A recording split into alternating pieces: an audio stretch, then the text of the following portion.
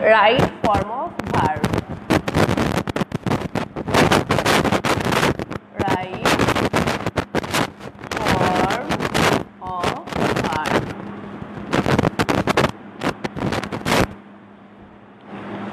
একটু চিন্তা করো যে অর্থটা কি দাঁড়াচ্ছে। রাইট তার মানে হচ্ছে গিয়ে সঠিক, ফর্ম তো বলছি কোনো কিছুর যে ফর্ম অংশটা অফ ভার্ব, ভার্ব বলতে তো আমরা বুঝতে পারছি পার্ট অফ স্পিচের যে অংশটা কোনো কাজ সম্পাদন বোঝায় সেটাকে ভার্ব বলে। তাহলে ভার্বের যে সঠিক ফর্মটা সেটাই হচ্ছে গিয়ে তোমার রাইট ফর্ম অফ ভার্ব। আর সেটা শিক্ষার্থী বন্ধুরা এর আগে তোমাদের জানিয়ে রাখি যে রাইট ফর্ম অফ ভার্ব করতে গেলে তোমাকে অবশ্যই তার আগে টেন্সের বিষয়ে একটা ক্লিয়ার ধারণা থাকতে হবে। আমরা যদি একেবারে প্রাইমারি স্টেজে বলতে চাই প্রেজেন্ট ইনডিফিনিট টেন্স হয় তাহলে কি হবে, থার্ড পারসন যদি সিঙ্গুলার নাম্বার হয় তাহলে ভার্বের সঙ্গে এস বা ইয়েস যুক্ত হবে, তাই না? আর থার্ড পারসন সিঙ্গুলার নাম্বার ছাড়াও অন্যান্য সব পার্ট অফ স্পিচের জন্য এস বা ইয়েস যুক্ত হবে না, জাস্ট বেস ফর্মটা থাকবে। যেমন আমরা যদি একটা উদাহরণ লিখতে চাই তাহলে দেখো যে আমি যদি বলি যে সে একটি কবিতা লেখে, দেখো যে শি ড্যাশ আমার টার্গেট ওয়ার্ড কি লেখা, রাইট আ পোয়েম, সে একটি কবিতা লেখে, তাই না? আচ্ছা এখন শিক্ষার্থী বলুন ফর্মটি কি হবে। আরেকটা যদি আমি দিই যে আই ড্যাশ সেম জিনিসই দিলাম, আচ্ছা তাহলে কি দাঁড়াচ্ছে এখানে, আই হতে পারে অথবা ইউও হতে পারে, দে হতে পারে, তাই না? দে হতে পারে, ইউ হতে পারে। তাহলে আবার এখানে সি দিয়েছি আমরা, সি না হয়ে এখানে হি হতে পারে, আরও কি হতে পারে, ধর তুমি আমার নামই আমি দিলাম যে রাফিয়া। হ্যাঁ তাহলে কোনটা কি হতে পারে আমরা কি বুঝতে পারছি?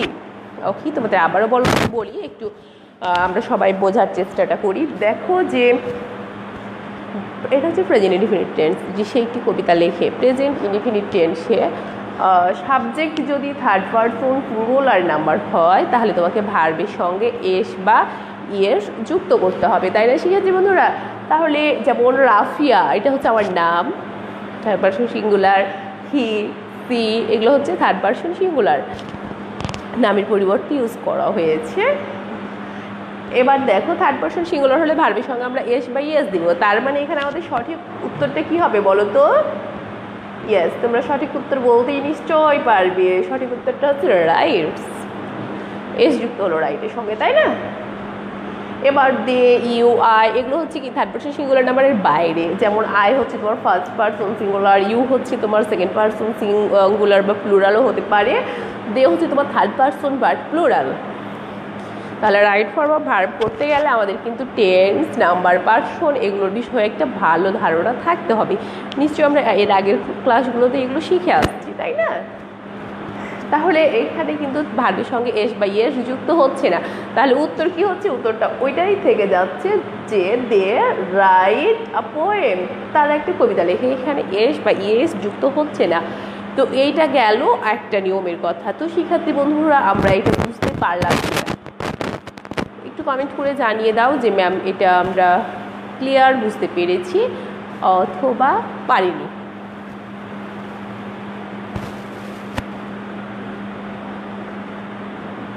তারপরে দেখো শিক্ষার্থী বন্ধুরা যে আরেকটা যদি বিষয় যায় যে আমি যদি একটা সেন্টেন্সের উপরেই কাজটা করতে চাই তাহলে তোমাদের জন্য মনে হয় একটু ইজি হবে। তা আমি বলতে চাচ্ছি যে আমি গতকাল একটা চিঠি লিখেছিলাম, তাহলে কি দাঁড়াচ্ছে দেখো,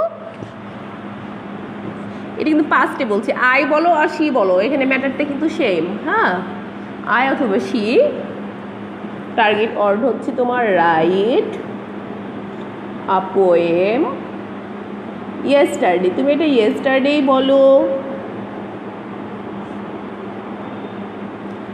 আর এগো বলো, আর 5 মিনিটস এগোই বলো, আর 1 সেকেন্ড এগোই। আমি আরেকটা দিলাম যে 5 মিনিটস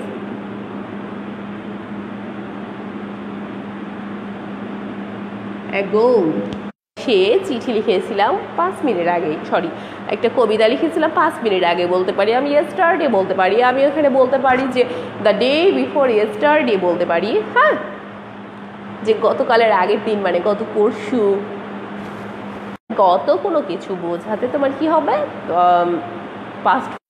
এখানে সাবজেক্ট থার্ড পারসন সিঙ্গুলার যাই হোক না কেন অথবা প্লুরালই হোক আর যেই পারসনই হোক, অলওয়েজ এখানে কি হবে ভার্বের পাস্ট ফর্মটা হবে, ভার্বের পাস্ট ফর্মটা হবে। তো দেখো শেখাচ্ছি বন্ধুরা, রাইটের পাস্ট ফর্ম কি বলো তো, উত্তরটা তোমরা দ্রুত কমেন্ট করো। রাইটের পাস্ট ফর্মটা কি? রোট, তাই না?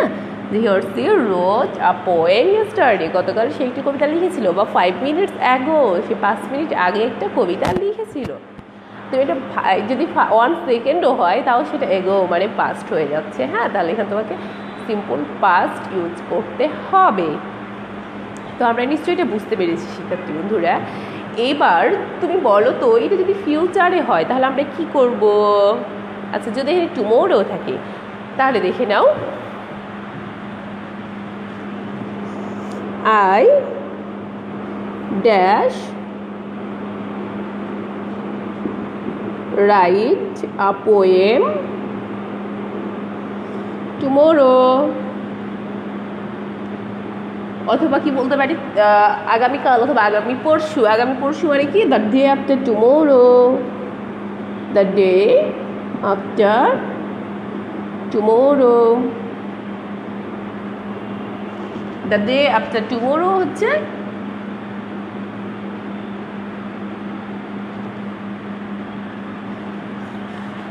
আচ্ছা ফিউচারে বলতে যাচ্ছে, তাই না? যে I dash a poem tomorrow, আমি আগামীকাল একটা কবিতা লিখব, অথবা দ্য ডে আফটার টুমোরো, আগামী পরশু দিন আমি একটা কবিতা লিখবো। কারণ ফিউচার ফর্ম, তো ফিউচার ফর্ম কী হবে শিক্ষার্থী বন্ধুরা? নিশ্চয়ই আমরা জানি, তোমরা দ্রুত উত্তরটা করার চেষ্টা করো।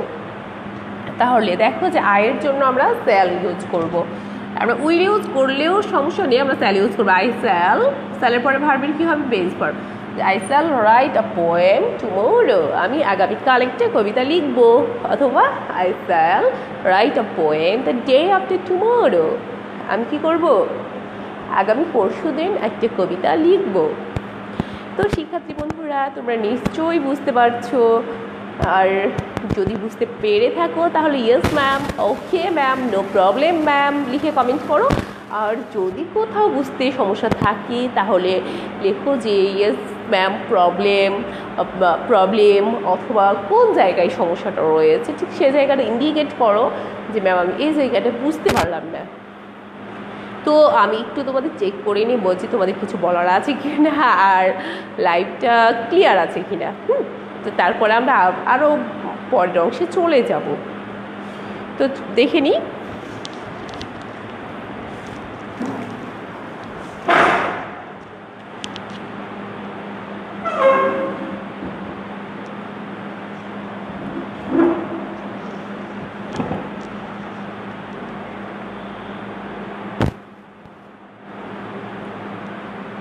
আচ্ছা, আলী ইমাম বলছো no problem ma'am, thank you.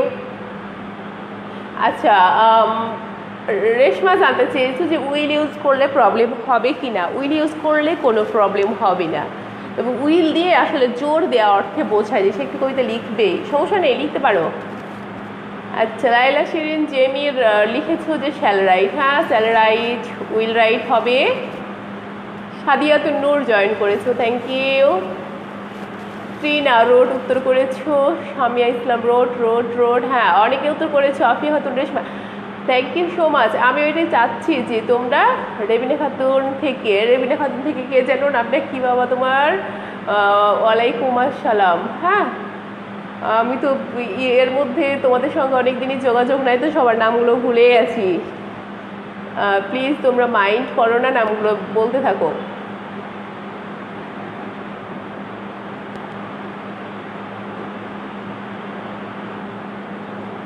আরনাব Shirin Arjita আছো। আপনি কত রেশমা বলছো যে ইয়েস ম্যাম বুঝতে পেরেছো। ত্রিনাও বলছো বুঝতে পারছো ম্যাম, লাইভটা ক্লিয়ার আছে। আচ্ছা, ওকে, ভেরি গুড। এবার আমরা চলে যাব আরও ডিফারেন্ট অংশে। আর অনেক কিন্তু মজা রাইট ফর্ম অফ ভার্ব যদি তুমি একটু বোঝার চেষ্টা করো তাহলে কিন্তু অনেক ইজি। ওকে, সো ক্লাসটার সঙ্গেই থাকতে হবে।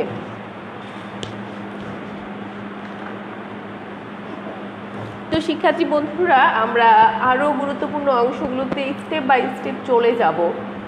কেমন লাগছে তোমাদের ক্লাসটা অবশ্যই জানাতে ভুলবে না।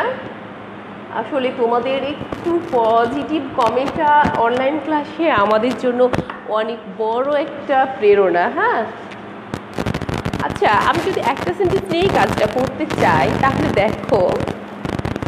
আচ্ছা শিক্ষার্থী বন্ধুরা, এবার আমরা আছি নাও এর ব্যবহারে। নাও অথবা অ্যাট দিস মোমেন্ট। আচ্ছা, আমি তোমাদের কী করাচ্ছি বলো তো? অ্যাট দিস মোমেন্ট বা now I am teaching you. এই মুহূর্তে আমি তোমাদের শিক্ষা দিতেছি। আর তোমরা কি করতেছো? তোমরা এই মুহূর্তে শিখতেছো। You are learning at this moment. I am teaching you English now, অথবা now I am teaching you English. এই মুহূর্তে আমি তোমাদের ইংরেজি শিক্ষা দিতেছি। অথবা তোমরা বলবা যে ম্যাম এই মুহূর্তে আমরা ইংরেজি শিখতেছি। তাহলে দেখো যে যখনই তোমরা নাও অথবা অ্যাট দিস মোমেন্ট উল্লেখ করতে চাচ্ছ তখনই কিন্তু তেছো তেছি চলে আসছে। তো শিক্ষার্থী বন্ধুরা, তেছো তেছিটা আমরা কোন টেন্সে পাই বলো তো? ইয়েস, তেছো তেছি পাই আমরা কন্টিনিউয়াস টেন্সে, তাই না? তো কন্টিনিউয়াস টেন্সে নিশ্চয়ই আমরা গঠন প্রণালী জানি যে তোমার অ্যামিটার অজয়ার এগুলো লাগবে, ভার্বের সঙ্গে আইএনজি। ক্লাস আমরা আগে করে ফেলেছি অলরেডি, তো সেদিকে আমি যাচ্ছি না। এখন যদি আমি বলতে চাই যে নাও রাইট আ পোয়েম, আমি একই সেন্টেন্স নিয়ে কাজ করতেছি যে এই মুহূর্তে নাও এখন I just write a poem, আমি একটি কবিতা লিখতেছি। তাহলে প্রেজেন্ট কন্টিনিউয়াস টেন্সে করলে উত্তরটা কী হবে? দ্রুত উত্তরটা করার চেষ্টা করো, দেখবো আমি যে কে আগে এখানে আনসারটা করতে পারছো। Now I just write a poem, একই সেন্টেন্সকে আমরা অন্যভাবেও বলতে পারি। সেটা হচ্ছে কি I dash write a poem at this moment. Okay, যে I dash write a poem at this moment, এই মুহূর্তে আমি কবিতা লিখিতেছি। যেটা আমি এখন লিখতেছি সেটাই হচ্ছে এই মুহূর্তে লিখতেছি। তো শিক্ষার্থী বন্ধুরা, তোমরা নিশ্চয়ের মধ্যে উত্তর করে ফেলেছো। আমি তোমাদের উত্তরগুলো দেখবো। আসলে এই মুহূর্তে আমার হাতে ডাবল ফোন নেই, যার জন্য আমি এইখানে দাঁড়িয়ে তোমাদের কমেন্টগুলো দেখতে পাচ্ছি না, বারবার নিচে গিয়ে ব্যাক করতে হচ্ছে। পরে দেখে নেবো, তাই না? অবশ্যই দেখবো, দেখে অ্যানাউন্স করবো যে কে ফার্স্ট আনসারটা করেছো। তা আমি বলি তাহলে, যেহেতু আমরা জানি যে প্রেজেন্ট কন্টিনিউয়াস টেন্সে কী হবে, নাও আয়ের জন্য আমরা কী পাবো? অ্যাম, আর ভার্বের সঙ্গে ING, I am writing. Now I am writing a poem, এখন আমি একটা চিঠি লিখতেছি। আবার I am writing a poem at this moment, same কথা কিন্তু। I am writing a poem at this moment, এই মুহূর্তে আমি একটা চিঠি লিখতেছি। তো শিক্ষার্থী বন্ধুরা, কী দাঁড়ালো? যেটাই নাও সেটাই হচ্ছে অ্যাট দিস মোমেন্ট, সেম কথা, তাই না? অ্যাট দিস মোমেন্ট থাক আর নাও থাক, সেটা আমরা কী করবো? উত্তর করবো প্রেজেন্ট কন্টিনিউয়াস টেন্সে। তো নেক্সট ওয়ান যদি আমরা চলে যাই তাহলে আরেকটা করাই, তারপর আমি তোদের কমেন্ট দেখবো। হ্যাঁ, আচ্ছা শিক্ষার্থী বন্ধুরা, যদি অ্যাট দিস মোমেন্টে প্রেজেন্ট ফর্ম হয় তাহলে অ্যাট দ্যাট মোমেন্টে কী হতে পারে? আচ্ছা, আমি একটু লিখে দিই যে I dash write a poem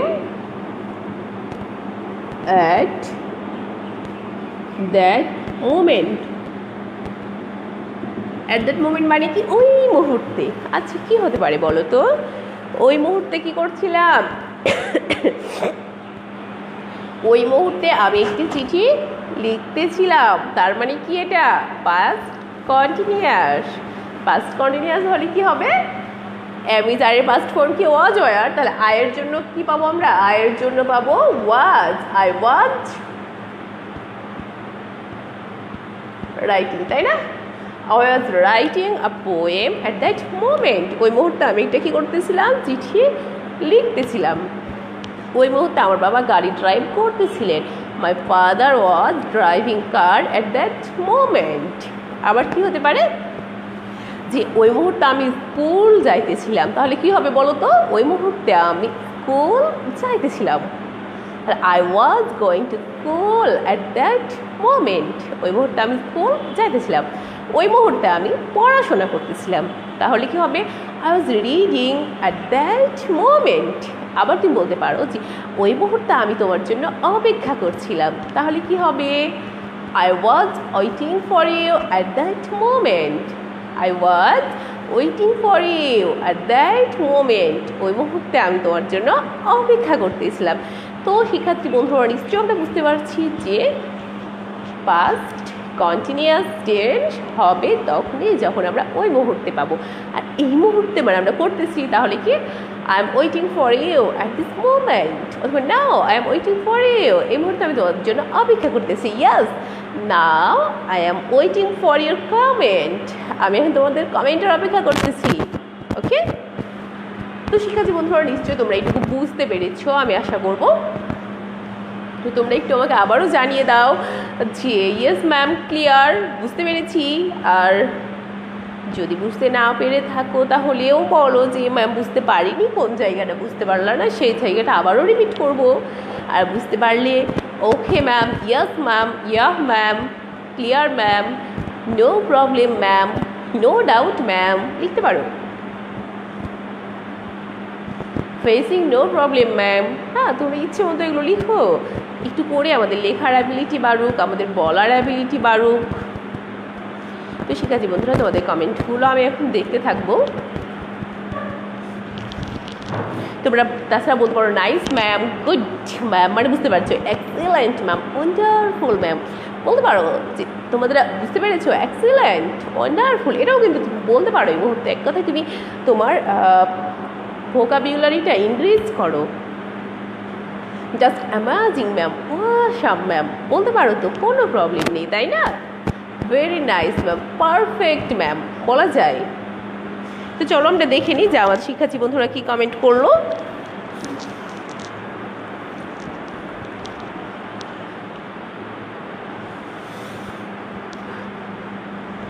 আচ্ছা, সবাই ইয়েস ম্যামই আমরা লিখতেছি। ইয়েস ম্যাম ছাড়াও আরেকটু আমরা যদি আপডেট কিছু লিখতে পারি দেখি তো।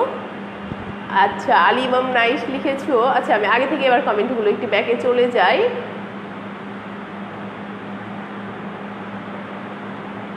হাসি বাছো আমাদের সঙ্গে, অ্যাম রাইটিং। আচ্ছা, সামিয়া ইসলাম লিখেছো যে আম রাইটিং, ভেরি গুড, উত্তর সঠিক। আলী ইমামের উত্তর সঠিক, অ্যাম রাইটিং। লাইলা শিরিন জেমি উত্তর সঠিক, am writing. Rebina Khatun am writing, very good.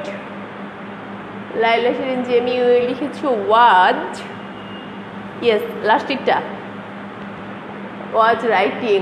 মেধিয়া Rupak was writing join করেছো, thank you so much Medhia Rupak. আমাদের অনেকক্ষণই ক্লাসটা হয়ে গেল, প্রথম থেকে থাকতে পারলে অবশ্য অনেক মজা করতে পারতা। Laila Shirin Jemi was writing, okay ma'am, yes ma'am. Rebina Khatun থেকে আমাদের সঙ্গে সম্ভবত আরই কাছেও, তাই না? ইয়েস ম্যাম লিখেছো, নাইস লিখেছো। আচ্ছা, ত্রিনা লিখেছো ওয়ান্ডারফুল, ভেরি গুড। আমরা আবার হাবিবুর রহমান থেকে পেলাম নাইস। সামিয়া ইসলাম বলছো নো প্রবলেম ম্যাম। আচ্ছা, আর কিছু নতুন ওয়ার্ড এখানে ইউজ করা যায় কি না বলো তো? ভেরি গুড, অনেকে লাভ রিয়াকশন দিচ্ছ, show show show, very good. তো শিক্ষার্থী বন্ধুরা আরও কিছু আমরা এখানে ইউজ করতে পারি কিনা? নিশ্চয়ই পারি।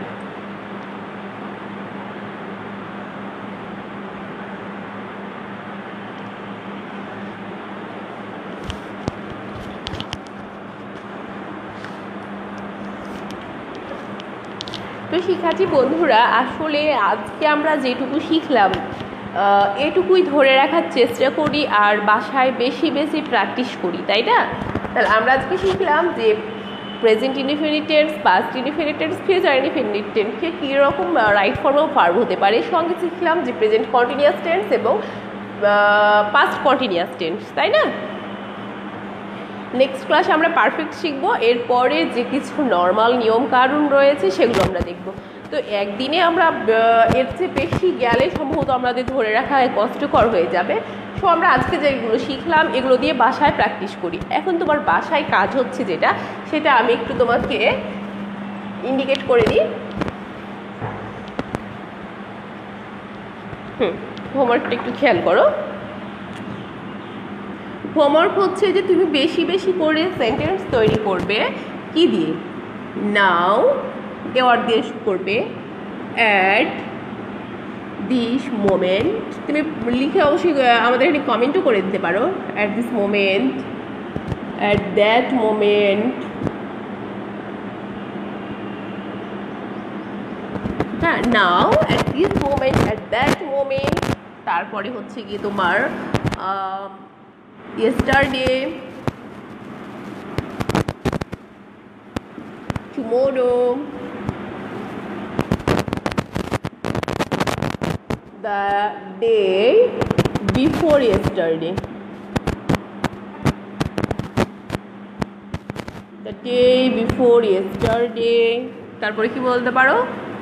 the day after tomorrow। এগুলো ইউজ করে তোমরা নতুন নতুন সেন্টেন্স তৈরি করো। আর প্রেজেন্ট ইনডিফিনিট টেন্সে তো নর্মালি যেগুলো হয় তোমার থার্ড পারসন সিঙ্গুলার দিয়ে করবা, আদার্স দিয়ে করবা। হ্যাঁ, থার্ড পারসন সিঙ্গুলার নাম্বার দিয়েও করবা, সঙ্গে আদার্স দিয়েও করবা। তোমাদের জাস্ট এইটুকুই কাজ থাকলো। এইটুকুই যদি সঠিকভাবে কমপ্লিট করতে পারো তাহলেই কিন্তু অনেকখানি আমরা এগিয়ে যেতে পারবো। তো শিক্ষার্থী বন্ধুরা, কেমন লাগলো অবশ্যই জানাতে ভুলবে না। আর কোনো জায়গায় প্রশ্ন থাকলে অবশ্যই তোমরা প্রশ্নটা করে যাবে। আর যারা পরে জয়েন করবা তারা অবশ্যই নাম রোল শাখা স্ট্রিমটা লিখে কমেন্ট করে দিবা, যাতে আমরা সহজে বুঝতে পারি যে আমাদের কোন শিক্ষার্থী বন্ধু আমাদের সঙ্গে আছে। আর হোমওয়ার্কটা তো অবশ্যই করবা। তুমি হোমওয়ার্কটা বাসায় করে রেডি রাখতে পারো, আমাকে মোবাইল মেসেঞ্জারও পাঠিয়ে দিতে পারো, অথবা কমেন্ট করেও পাঠাতে পারো ফেসবুকেই। সমস্যা নেই, সবাই দেখবে, অসুবিধা নেই। হ্যাঁ, আর